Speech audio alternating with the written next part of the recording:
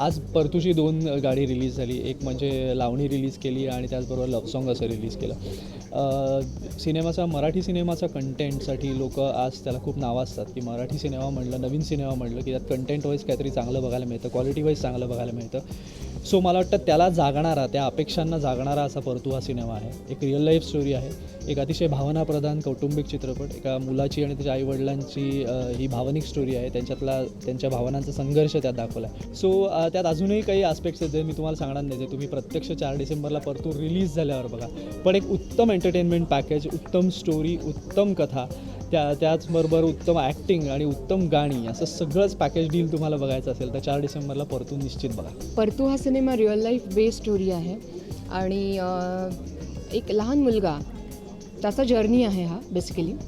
भावनांचा जर्नी आहे, त्याच्या आईबाबांबरोबरचं त्याचं असलेलं नातं आणि त्याच्या आयुष्यामध्ये कसे बदल घडत जातात याबद्दलचा हा सिनेमा आहे. एक खूप चांगला टीम, परतूमुळे मला एका चांगल्या टीमबरोबर काम करायला मिळालं. उत्तम म्युझिक, चांगले लिरिक्स, बेस्ट डिरेक्टर, चांगले कोआर्टिस्ट, असं एक कम्प्लीट पॅकेज आहे परतूमध्ये. सो जर परतू नेमकं काय आहे हे जर जाणून घ्यायचं असेल रसिकांना तर 4 डिसेंबरला तुमच्या जवळच्या सिनेमाघरामध्ये जा आणि नक्की पहा आमचा सिनेमा परतू. त्यातलं जे टायटल कॅरेक्टर आहे परतू हे ॲक्च्युली नाव आहे आणि ते टायटल कॅरेक्टर मी करतो आहे आणि त्याच्यात बरीच म्हणजे मी भावनाप्रधान तो आहे असं सांगतो. ही रिअल लाईफ स्टोरी आहे, पण खरंच त्यातला जो फ्लेवर आहे तो हा 70 ते 80च्या दशकातला सिनेमा आहे आणि एकूणच त्यातले कॉस्ट्युम्स बघितले, लोकेशन्स बघितली, त्यातला तो एक ग्रामीण बाज बघितला तर तुम्हाला लक्षात येईल की त्याची ऑथेंटिसिटी जपण्याचा तेवढा प्रयत्न केलेला आहे. त्याचबरोबर म्युझिकही तितकं ऑथेंटिक आहे. पहिला सिनेमा होता त्यामुळे आनंद जेवढा होता तेवढी जबाबदारी असल्यामुळे भीतीही होती की ज्या विश्वासानं त्यांनी मला या रोलसाठी निवडलं तर ते 100% माझ्यातल्या आर्टिस्टने देणं हे मला वाटतं की हेही जास्त महत्त्वाचं होतं.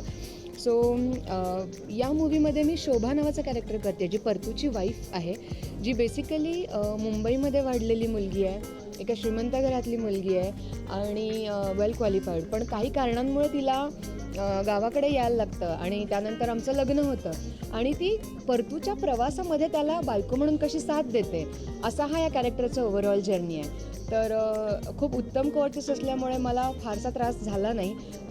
चांगले डिरेक्टर होते, रोल खूप चांगल्या पद्धतीने त्यांनी समजून सांगितला आणि काम करताना मला खूप मजा आली. प्रेक्षकांना मी इतकंच सांगेन की एक अतिशय उत्तम दर्जाचा चित्रपट, म्हणजे टेक्निकली म्हणा, स्टोरी वाईज म्हणा आणि गाण्यांच्या दृष्टीने म्हणा आणि ॲक्टिंगच्या दृष्टीने म्हणा, असा अत्यंत प्रत्येक गोष्टीला, आपण म्हणतो त्या प्रत्येक आस्पेक्टला जपणारा आणि तुमच्या अपेक्षा अजून उंचावणारा असा जर चित्रपट तुम्हाला अनुभवायचा असेल तर आमचा परतू हा चित्रपट 4 डिसेंबरला नक्की बघा, अजिबात चुकवू नका.